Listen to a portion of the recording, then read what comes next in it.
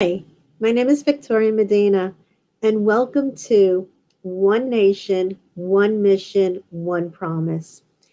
The last time I joined you was about a week ago, where I was with my lovely partner, Sabrina Mendoza, but she is not available today, so I'm joining you to continue our conversation.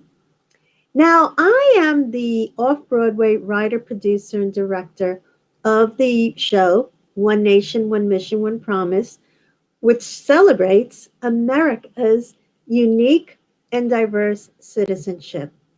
And one may wonder what inspired me to write this show. Well, at the time when I wrote it, I was getting inklings about the just the rhetoric that was beginning, that the discussions were going on around me. And I never in my wildest dreams expected us to be at the place where we are today. I was inspired to read the Charters of Freedom, which includes, because I didn't know this, and a lot of people say, "Did you read the Charters of Freedom?" And a lot of people say to me, "What's that?" And believe me, I was there.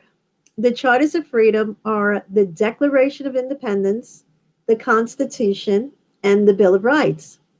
And when I think about what we are always hearing about how divided the country is, especially in the political arena, it is one area that I think we can be united about, because the Charters of Freedom is what made America America.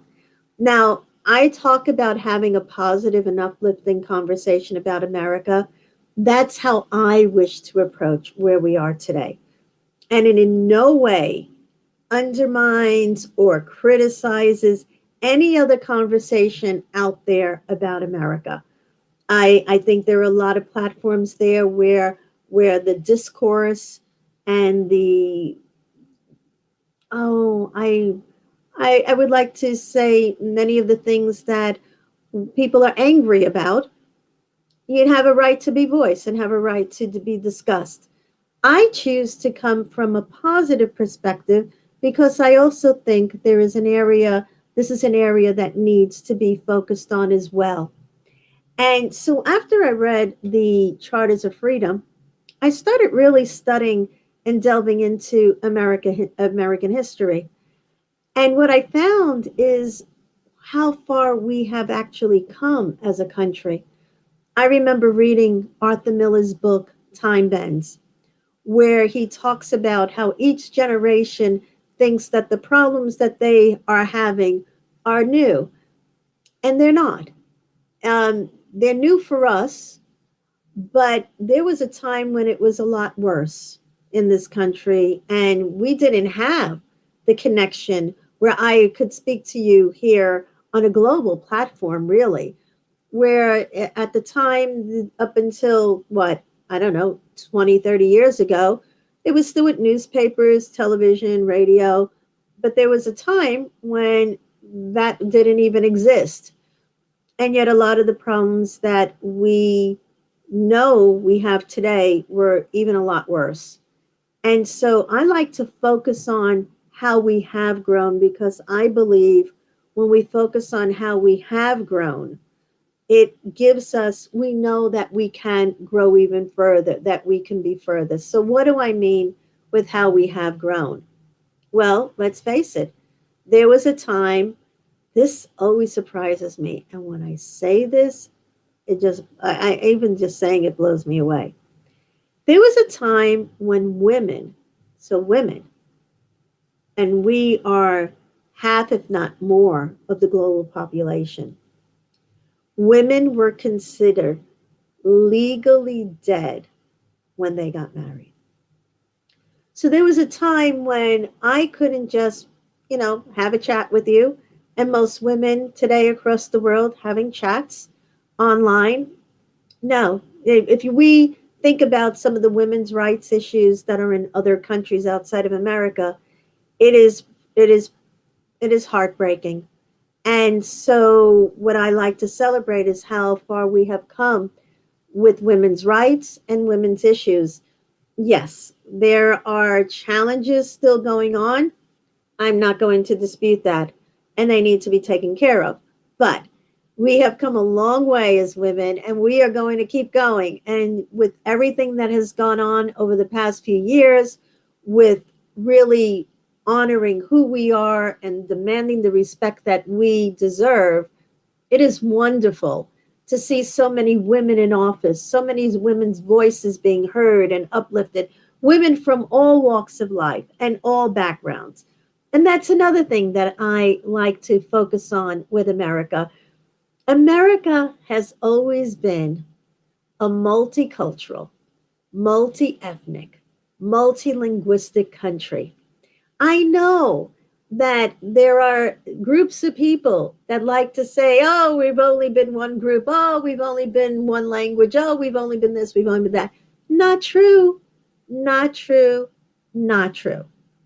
If you look at the inception of the country from the very beginnings with the American Revolution, it was a multi diverse, multiracial, multilinguistic army that came together to fight for freedom. And it included First Nations people, it included women, it included all different languages because not everybody who are of European descent speaks English. It included, of course, African Americans, indentured servants, people who were, I think one of the most powerful stories are the ones when you hear about how there was slaves who were released to fight for American freedom. And so it had always been a multicultural, multilinguistic, multi-ethnic country from its inception. And it always seems that when there's a crisis, we rise above. When there's a crisis that is external, like, fighting another country or being against another country or something that we can come together and hold on to. Certainly, the perfect example has been the biggest one that historically has been World War II. And then, of course, what happened after 9/11. So we do come together. And if you look at people, how they come together and help during hurricanes and other national disasters, I know we did not step up as well as we could during COVID. I know that. Not disputing that. But I do want to say that we don't have to be that country. There is evidence when we've come together to be a better country, a much more humane country, a much more considerate country of other people's lives. And so skip that. When I am committed to having a positive conversation, it is those pockets and moments in time where our humanity shines through in ways that you would think didn't happen. And so, one of the things that I would love for you to do, if anyone's here live with me or whenever you look at this video at another time, is please email me at one nation, one mission, one promise at gmail.com and share with me your thoughts, your questions, what you would like for me to share in a future episode. So I want to really talk about the Charters of Freedom from what we always go back to is pop culture, right? And things that we as a group of people come together on. And that could be a film, music, anything. And there was this film called Bridge of Spies. And it stars Tom Hanks, and a lot of people like Tom Hanks, and rightfully so. He's a great actor and someone who has always been really creating characters and bringing characters to life that we all adore, appreciate very rarely. And when he does play a character that we would question, it is usually from the point of view of us learning something. So the last few characters that I've loved, and there's this one that he played, an FBI an attorney. I don't remember if he was an FBI agent, but he was an attorney in a film called Bridge of Spies. And he was an attorney who was very respected, and it's based on a true story. And there's this wonderful scene where he's just like fed up because all the judges are talking to him and telling him, you know, I need you to tell us what's going on with your case, because he was asked by the United States government to represent a spy who was from Russia. And because the law of our land is equal justice under the law, he was asked to give this man a defense. And then, of course, now there's the back channel, right? Or the back room where the people around him are saying, okay, what's going on in the case? What's happening? Tell us what he's saying. And he says, I can't say that. I'm an attorney. Like attorney-client privilege. Hello, that's part of the tenets of our legal system. And people would say to him, powerful representatives would say to him, come on, come on. And so there's this one scene where finally somebody says to him, come on. And he goes, I'm really sick of that. Really sick of people telling me, come on. Because he said to this man, where are you from? And I think the character said he was Scottish. And so Tom Hanks says, I think he said that he was Irish. Go watch the film. It's a great film. Says I'm Irish through and through. And you know what keeps us together? What makes us Americans? Because we've all come from different lands from around the world. Aside from our First Nations people. Says, you know what makes us Americans? The rules. The Charters of Freedom. He didn't say the Charters of Freedom, but that's what he was referring to. And that's what makes us Americans. Not our skin color, not our religion, not our gender preferences, not any of the things that are thrown at us in a million different ways. But what makes us Americans are the Charters of Freedom. And so I want to have a conversation about the Charters of Freedom. I want to know what you think about it, what you've read about it, how you look at it. Because there was a time that, the Bible, no one was allowed to read the Bible except the clergy or the priests. And then, of course, after the Protestant religion came out and Luther said, no, we should all read the Bible. And now everybody gets to read the Bible if they so choose to. We all can read the Charters of Freedom. It is not limited to anyone who calls themselves a constitutional lawyer or scholar. And it is important that we have them. And it's important that we can connect with what they've studied. But there's no reason why we can't study it. The Charters of Freedom is our contract to each other. It tells us the story of who we wish to aspire to be. And with each generation, we get that much closer to a more perfect union. And then there are groups of people that try and pull us back, and groups of people who try and pull us forward.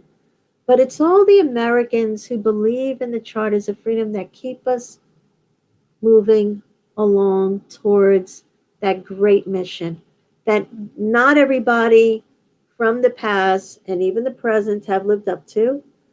But in many ways, when we are our best, we do.